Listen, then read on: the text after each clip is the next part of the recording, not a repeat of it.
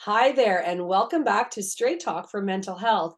We are KG&Associates. I'm Karen Goslin. I'm here with my associate today, Janice D'Souza. We have a special guest today, Vicki Bradley. I am so excited to have Vicki on our show today. Vicki is or has 25 plus years of executive experience in leading high performing teams. You are the founder of WIL, WIL, and that's an acronym for Women in Leadership. I love the title of that. I want to hear all more about that. And you are a executive coach at Vicki Bradley and Company. You've got all that going on, Vicki. Welcome to our channel today. Thank you. Thanks. I'm excited to be here and excited to have our conversation. Great. So I ran into Vicki a couple of months ago at an event, and she was sitting down at the table, and I'm like, Vicki, I'm Karen. How nice to meet you. What do you do? And she just looked straight at me, Janice, and she goes, I help women make bold decisions. And I love that word bold. It stood out for me. I thought that was bold of Vicki to say that's what she did. And it just immediately drew my attention to her. And I knew that I wanted to learn more about her and the work that she does. So that's our introduction to Vicki, bold and helping women make bold decisions and leadership, decisions. So let's jump in and let's pause on that bold. We will definitely come back to it. But I want to hear about your journey because from what I understand, the little bit that I know, as with a lot of us, right? What we do and why we do it, we have kind of like a personal experience attached to it. I think it makes our work more passionate. So tell us about how you got to being so bold. Okay. This could take a little while, Karen. You know what? I kind of hid my face when you said 25 years because I think, oh boy, you know what? I keep getting older, but I don't feel older, right? Yeah. So my journey, I spent 25 plus years in the retail industry as an executive. I ran many iconic retail organizations, was president of the Bombay Furniture Company for 9 years. And my last year there, I actually ran both Canada and the US. And unfortunately, during that time, my body took a physical hit. So I became very ill. And it was quite the journey. I spent about 8 years trying to, rehabilitate, trying to find out what was actually wrong with me. Saw many doctors, and everybody just kept, writing prescriptions. I'm like, I'm not taking prescriptions. I got to figure out the why. Why am I having these issues and why am I so sick? And I had to really do some deep dive, learning about myself. And through these experiences, what I've learned, first of all, it was the best thing that ever happened to me. So I'm so glad that, and I know that sounds weird, I'm so glad that I had that experience because it opened my mind. It opened my full essence of who I am as to what am I doing, right? I was on this hamster wheel of life and not really living it.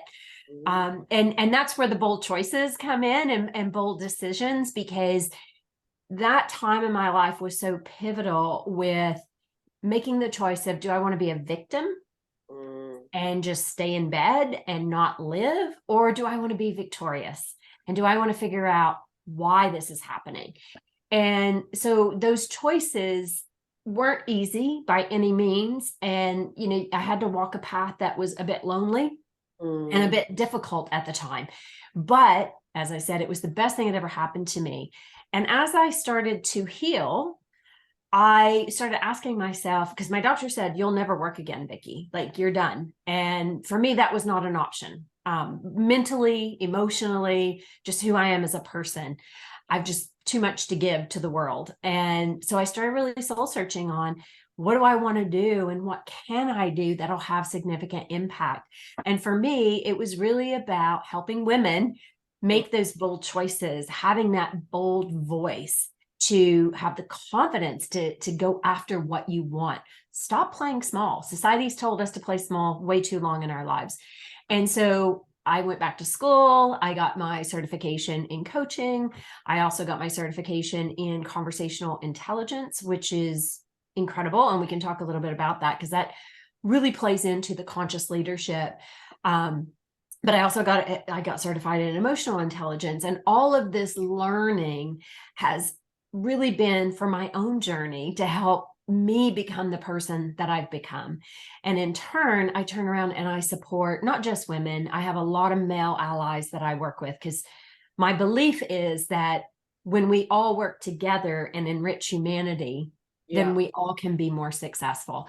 And so even though I predominantly work with women, I really understand and appreciate the significance that the role men play in our lives.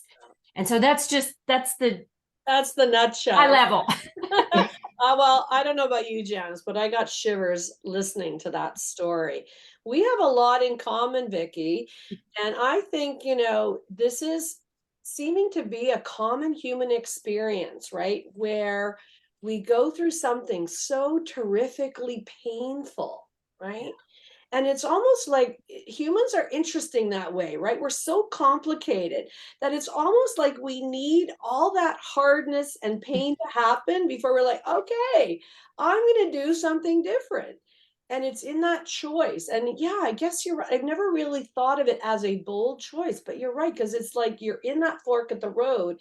And it's like when you make that bold choice of like you said, victim or victorious. Didn't you love that, Janice? I've actually never heard it put that way.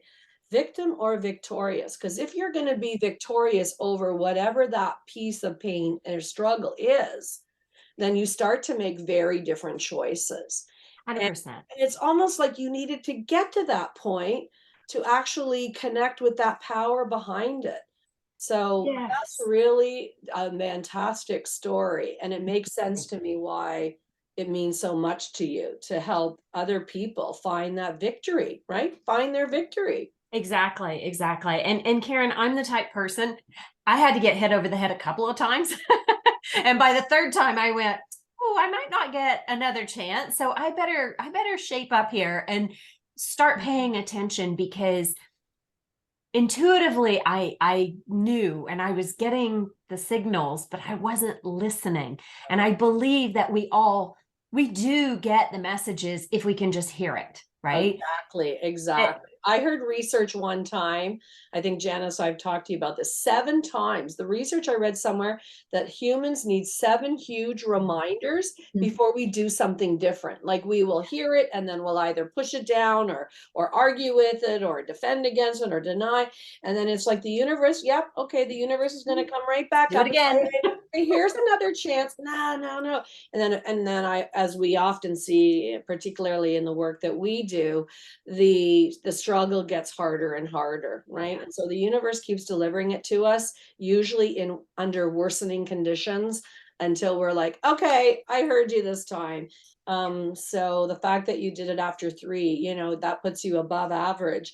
I think the average is 7 times, and it's like it's just the way it works. It's just the way it works. We make a difference when we're ready to. Yeah. Well, 100%. And oh, that's so true what you just said, right? Because you have to be ready to receive. And sometimes it does take longer. It takes, because somebody can say it to you, you can walk it, and sometimes you'll walk it for a little while. And even then you start getting comfortable, which is what I did, right? Because like after that 8-year stint, I went back to work and I walked right back into a high performing executive role. I was at Holt Renfrew, vice president of sales and operations. And literally within a few months, my body started talking. And again, I ignored it. I was like, nope, this is not going to happen. And so, I trickled along for a while, but it was this obligation I felt to the people that I was serving at Holt's that, they need me. I'm turning this business around. And so you keep driving. And I think that's what happens oftentimes to us is we push it away, we ignore it because there's this drive saying, no, I got to keep going. I got to keep going.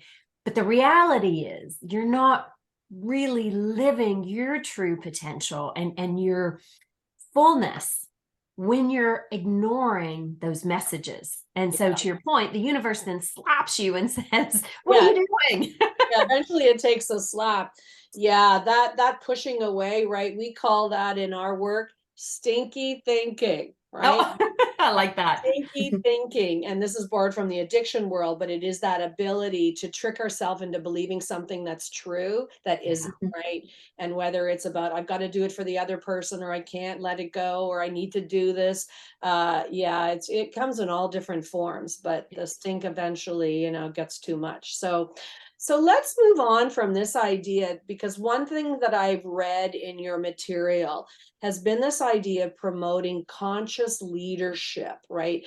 So we are working more towards conscious responding rather than unconscious reaction. So Yeah. conscious leadership. So tell us what you mean by that. Yeah. So in the work that I do, I work with leaders to help them understand how they show up in the world, right? Because we often, well, majority of us, we work on autopilot, or we're on that hamster wheel and we just go, go, go, go, go. And so we're not even thinking about energetically how we might be showing up in the world. And so, some of the practice that I do personally, but also what I work with clients on, is understanding energy. And, the two types of energy I work with are catabolic and anabolic. And anabolic is the energy we're in when things are going good, right? Because we really operate in that prefrontal cortex where creativity comes. We're at our best when we're in anabolic energy. But catabolic is where that drains us, right? And it makes us very lethargic. We can have a lot of conflict and anger. And you'll see this oftentimes in leaders that are highly controlling, or they, use fear to motivate people. And catabolic, unfortunately, can have a very physical impact if you stay in that too long. So it can actually manifest into disease. So you'll move from being uncomfortable and disease to actual disease. And that is actually what happened to me, just because of all the stress that I was under. And typically when you're in catabolic energy, you're just high reactionary, right? You don't even think about what's happening. And so I work with leaders to help them choose how they want to best show up in the world. And so it's understanding different energy levels and knowing that you have 7 possible ways that you could look at the same situation. Right. So one example I would use, and this is what I use with my clients just to introduce them, but driving in rush hour traffic, right? So we're on our way into the city. It's bumper to bumper. We have thousands of people, very frustrating. Somebody runs you off the road, and your first initial reaction might be, oh my gosh, why did they pick me out of the thousands of cars? And so that victim energy shows up. Could be for a couple of seconds, but also could last. Or I might move into anger where I'm like, okay, that's not going to work for me. What are you doing? And I might go up and have choice words with this person. But then I could start to move into anabolic energy, right? And this is all being conscious of what you choose. So from a level 3 energy, it's about rationalizing. So I might question myself and say, whoa, wait a minute, maybe I veered into that lane. That could have been my responsibility. Right. What And else is happening? Yeah. Exactly. And so the point is to help people really become conscious of how they are responding, right? So I could choose that level 1 energy and be that victim, or I might choose a level 6 energy, which is a visionary, where I might, recognize that, wow, I could, like Elon Musk, he's created a spaceship because NASA couldn't do it, right? So it's finding those, you have a choice in deciding how you want to respond and show up in the world. And so that helps reduce stress. It impacts your ability to make decisions. It impacts your communication, because when you talk like a victim, it's a very different conversation to somebody who sees possibilities and somebody who can see the opportunities that's available. So that's kind of a very high level, quick synopsis of conscious leadership, right. but has significant, like for myself personally, the impact it's had on my stress level has been incredible. And what I see my clients experience incredible because energetically, even if you're nervous, let's say you have to, go to your boss and ask for a pay raise, just as an example. Energetically, how you show up for that conversation makes the difference of the outcome. So if you walk into that situation feeling like, oh my gosh, there's no way they're going to give me this raise. I don't, do I really deserve this? I know the company's having a tough time, versus me walking in and saying, yes, I deserve this and more. And I know energetically they're prepared for this conversation. I have my, everything that I've achieved, and I'm going to get that promotion or I'm going to get that pay raise. And so energetically, you're shifting how the energy shows up by being super conscious. Yeah. What do you think about that, Janice? There's just so much empowerment in like everything you're saying. And like, I think it really connects with the whole self-awareness piece and that like new thought, changing it, like, to what the situation is based off our energy. And I love what you were saying about the energies. Like, I'm a strong believer in like the energy you bring into situations or around other people is what everyone else feeds off. And I really love the levels you like categorized it in. It was, it makes me think, like, Janice, we spend so much time thinking about like thoughts and feelings and actions. I love this word energy. Yeah.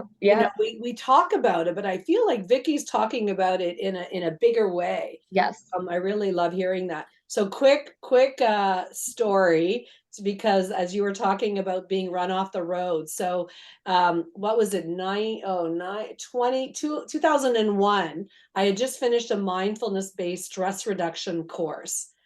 And I'm popping into the old Fairview Mall to grab a stamp. Remember, we used to have to mail things? Oh.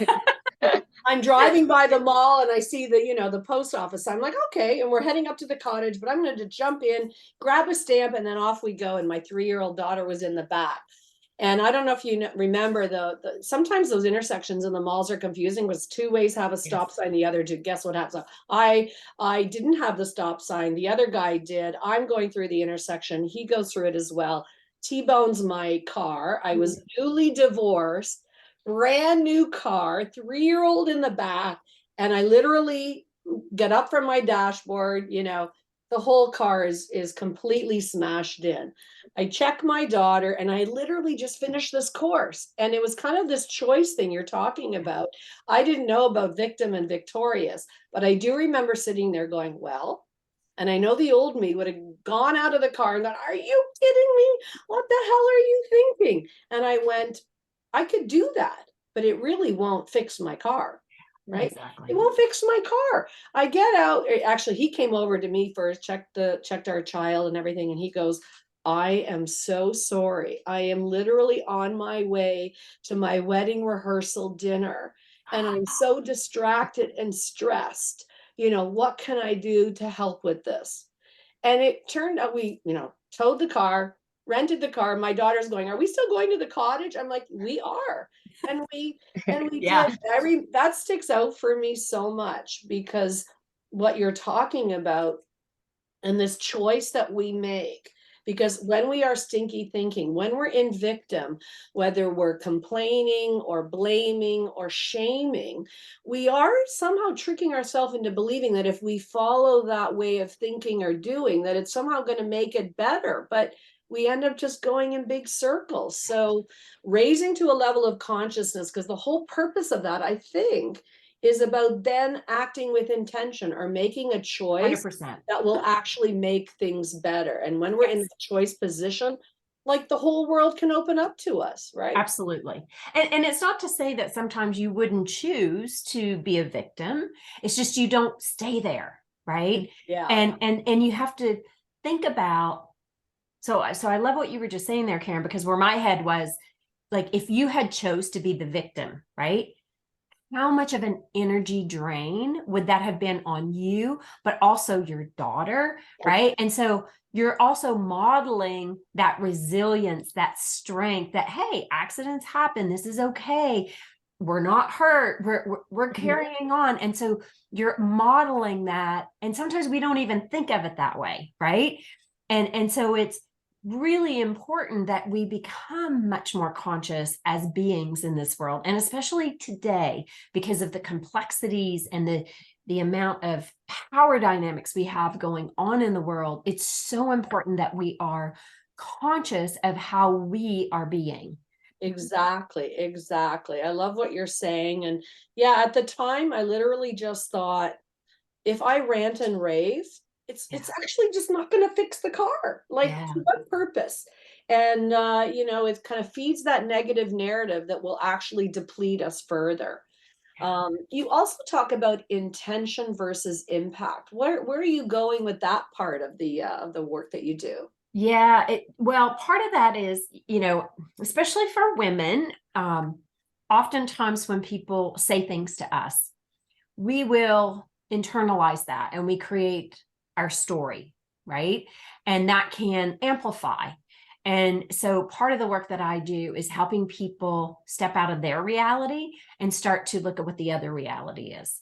So a great example might be, and this plays into power dynamics as well.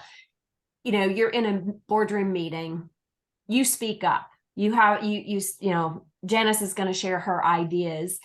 Nobody says anything. Okay. And then John speaks up and says exactly what Janice just said. And Janice has now a choice. She can sit back and go, what the heck? Like, I just said that. Nobody responded to what I said. Now John says it. Is it because he's a man? Is it because they don't think I'm smart enough? Or we tell ourselves these stories, right? And so you have to take a step back for a second and say, what was John's intention? John could have been playing that dominant power role. Yeah. Okay. I want to be heard. Or John could have been trying to support Janice. He could have been trying to amplify her voice because he's an ally. And it's important for her voice, her ideas to be heard. And so his way of doing that was to continue on with that. Right. And so it's important that we step back and not only recognize what somebody else's intention might be, but also when we say things, how are we impacting someone else? Okay. So I'll give you another example. One of my colleagues that I work with, we were getting ready to go into one of our Women in Leadership Empowered courses. And she texted me a few minutes before and she said, Vicki, I'm going to be there right at the top of the hour. I'm running behind. And my response to that, and this is all on text, and I said, wow, I wish I could do that.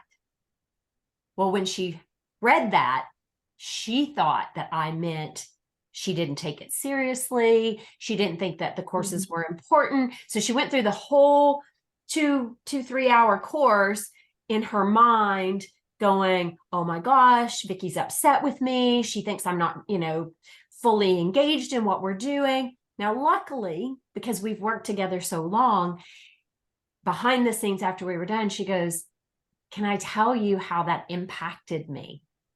And I said, yes, please, right? Because for me, it was like just a comment, right? And so when she shared it with me, I went, oh my gosh, I said, that was not my intent at all. My intent was, like, when I said it, I was in my head, I was thinking, I wish I could do that because I need a few minutes between different sessions just to clear my head, make my couple of notes, and then move forward. And so from a communication perspective, we're very quick to make assumptions and interpretations. And so it's super important that we are very intentional with what we say and asking how it's impacted somebody and vice versa. Right. So in the John situation, like if Janice, this happened, like I'd have that conversation with John to say, John, I've noticed in meetings, like when I'm saying things, then you amplify it and people don't seem to hear me.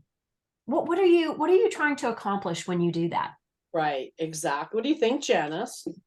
Yeah, all of that reminds me of like our work when we use cognitive behavioral work and we go into the mind reading piece. It's very aligned with what you're sharing. And a lot of times we don't think about the intentions or the impacts that what other people are saying have on us or what we say have on others. And it takes so much, like you said, that conscious, intentional being to recognize those things. And I'm sure this happens every single day to people because you automatically go into this mode where like, oh, this person's just doing this to make me feel worse, or this person's doing it out of this. But in reality, I love how you said it's that switch. Like, what if they're actually doing it for this reason? Yeah, what I liked about Yeah. what Vicky identified was how we can sometimes jump to the wrong conclusion. Yes. And usually that's like some, demonstration of where we might be at emotionally or Yes. socially or Mhm. mentally on that day or in our lives at that time. And the Yeah. mind reading is kind of like that projection of our own self and our own suffering onto somebody else. Mhm. But what is so key, what Vicky's saying, because I think this is part of your boldness, whether it's part of the impact, but or maybe when you're in a couple of minutes when you talk about communication, because this is such like to me this says everything, because if we can take whatever our internal story or narrative is and we make it what I say talkable and touchable, right? Mhm. It's what CBT people call checking it out. Because as soon as she checked it out with you and said, "Listen, I just need to run this by you," because when I got that message from you this morning, and bless her heart, she got through the whole training and the whole I day know. weighing on her. But anyway, within what we say clients within 24 hours, right? That's our deadline. Within 24 hours, check it out, right?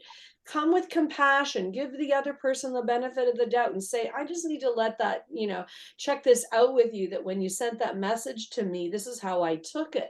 Because then it gives you the opportunity to say, oh my gosh, no, I didn't mean that at all. Mhm. And I love that she did it that same day, right? Because otherwise, what else could have gone on for her or for the Mhm. working relationship the two of you had? And the freedom, like the literal freedom that comes from Yeah. clearing it all up, Yeah. right? It's so simple and so complicated at the same time. I was just going to say that, Karen, and Were that's you? so true because it sounds simple, right? Yeah. But and I'm sure that you ladies see this all the time in your work, and I know I see it all the time in my work, whether it's sitting at the boardroom table, whether it's with somebody's spouse, like, because this impacts relationships. Mhm. And it's because we all have our own realities, Mhm. right? And so based on our upbringing, based on societal norms, like all of these things play a part in how we might interpret or make assumptions, when those conversations take place. And you see it because that's where that self-doubt kicks in. That's where the ego kicks in. And it's like, so, you're not good enough. That's why she said that to you, or maybe she doesn't trust you, or whatever the scenario might Yeah. be.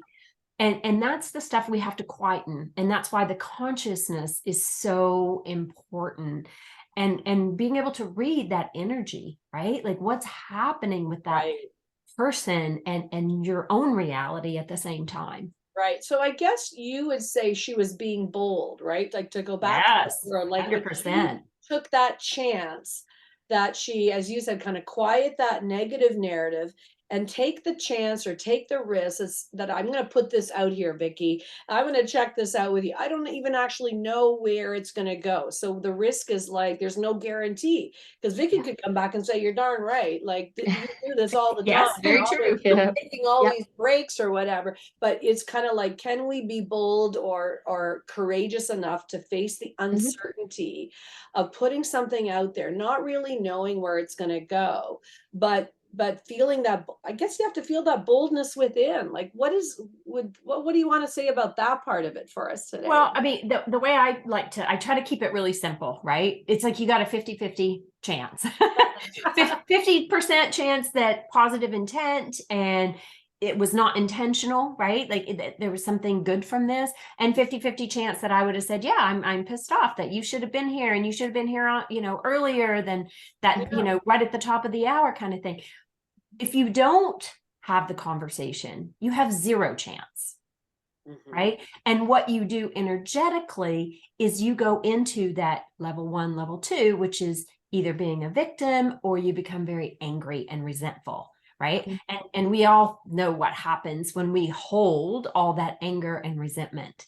Right. Like that's just not a healthy place to be, and creates a lot of disease and can be disease if you carry that for years and years.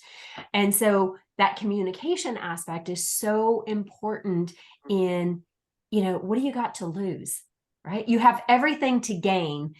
You have nothing to lose by speaking up. and Yeah. just asking. Yeah, I think you're right. Because if we don't try, we all know how that ends, right? Yeah. And okay, so now you've mentioned these levels more than once. I'm jumping at the bit, aren't you, Janice? I'm sure our listeners are as well. Can you just quickly run through what each of those 7 levels are? Yeah, happy to. So level 1 is victim, which, is very lethargic. We all know what victim energy means, right? And it shows up in lots of different ways. Level 2 is anger or a fighter, right? And anger and level 2 can be very important to help you move out of victim energy. Right. So if you're feeling, oh, woe is me, everybody's against me, getting some of that anger can be very good, because it's like, no, I'm not going to tolerate that. Right. And so you start to fight for yourself. And so if it has positive intent, it can be very effective. Level 3 is when we tend to take responsibility and rationalize. Level 4 is somebody who's very much about a caregiver or a supporter. Oftentimes you see this with people who are in not-for-profit organizations who have a real passion, to serve others. Level 5 is opportunity. So it's somebody who can see opportunity everywhere. And interestingly enough, most executives fall in that level 3, level 5, because they have so many people that they have to rationalize things to, but also paint pictures of opportunity, right? Level 6 is visionary. And so that's being able to see beyond what's here, right? I use the example often when I do that rush hour traffic one. Elon Musk was sitting in traffic going from LA to San Francisco, and he said, we need to build like a tunnel and a train, like a high-speed train, because this is ridiculous. And he created the Boring Company, right? And so I know, right? So it's fascinating, like how you can shift that energy and take something that potentially for one person can seem so draining and so exhausting to somebody else who goes, whoa, look what we can create. Yeah. And even if we don't have the wealth, even if we don't have Yeah. the wealth, this opportunities don't have to cost money, right? They Like don't. sometimes, or the vision, I mean, because then it's like, yeah, what are we going to do with this? Where else could we take this, right? Exactly. Number Exactly. 7. And 7 is creator. And creator is somebody who can look at situations that, it's not a problem. There's not a solution. It just is, right? And so it's that place of just being when you're in that level 7. And level 7, and there's not like one over the other. So it's really important to understand that, because we all ebb and flow through all 7 levels of energy.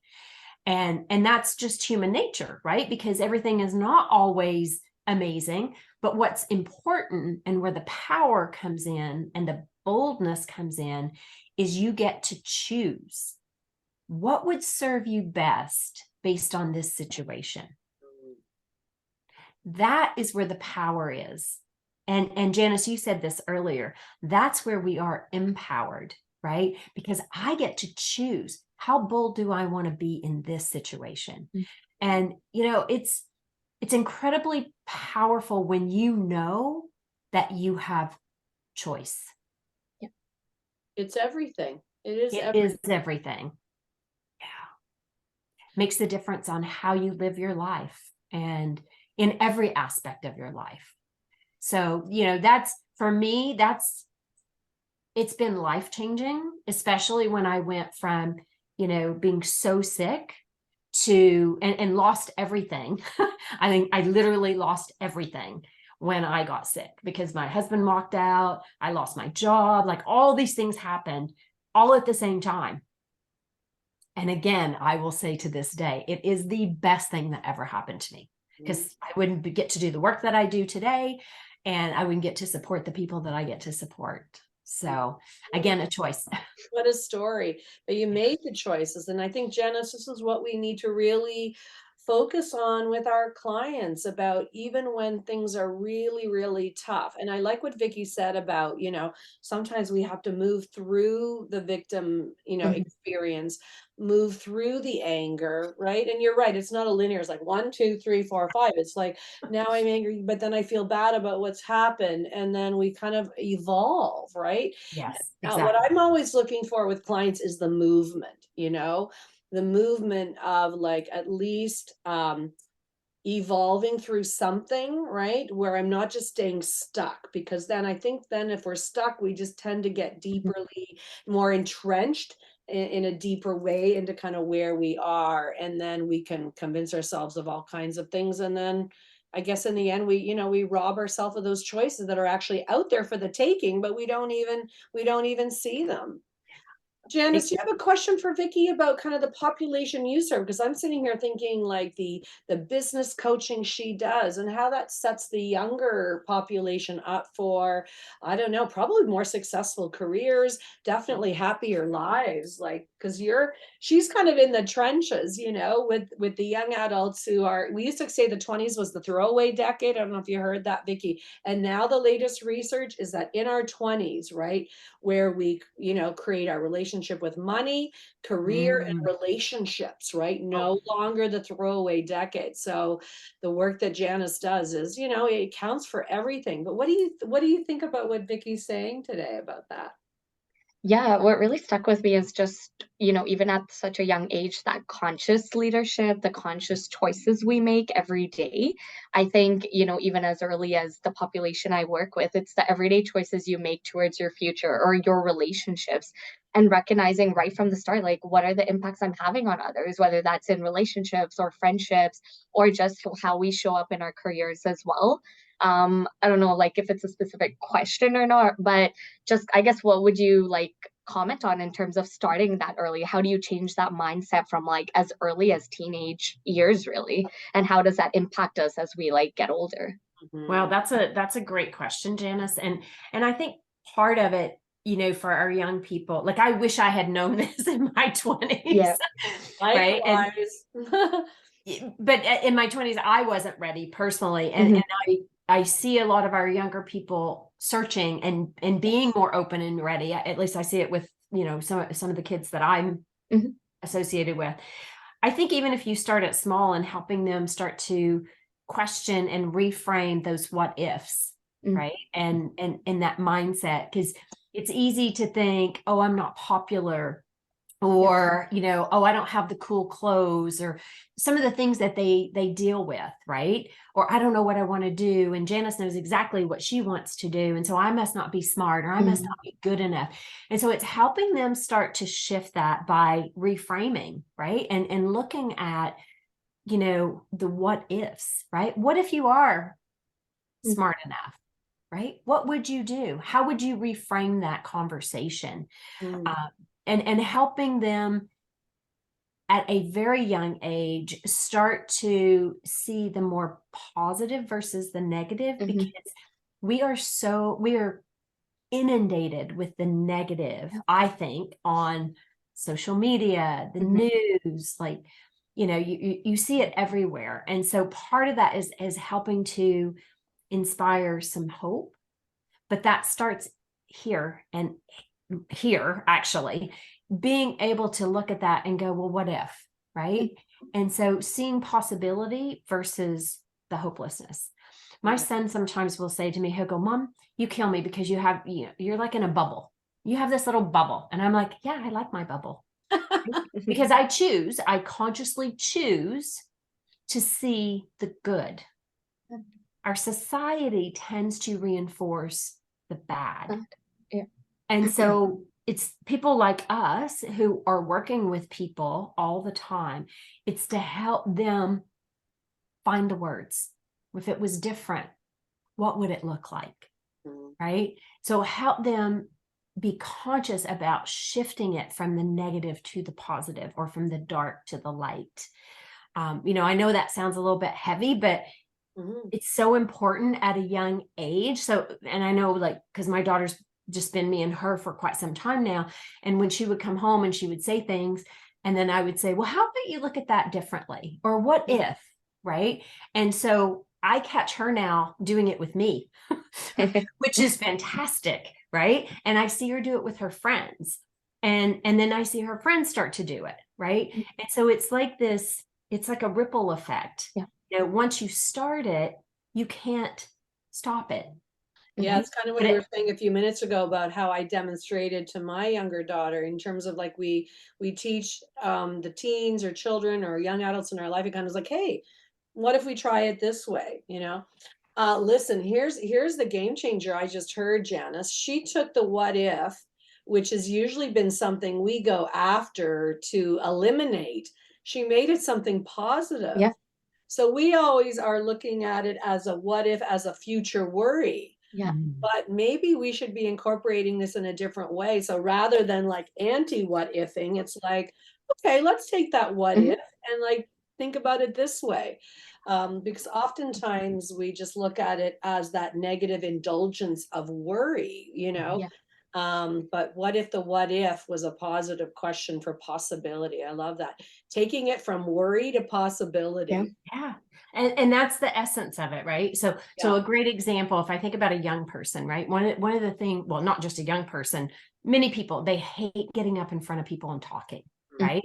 Like when the teacher says, oh, you're going to present in person and up front, everybody's like, oh my God, Yeah. biggest fear, Yeah. right? And everything going through their mind is, oh my gosh, what if I look like an idiot? What if what if my words jumble? What if I, completely go blank and forget everything I'm supposed to say?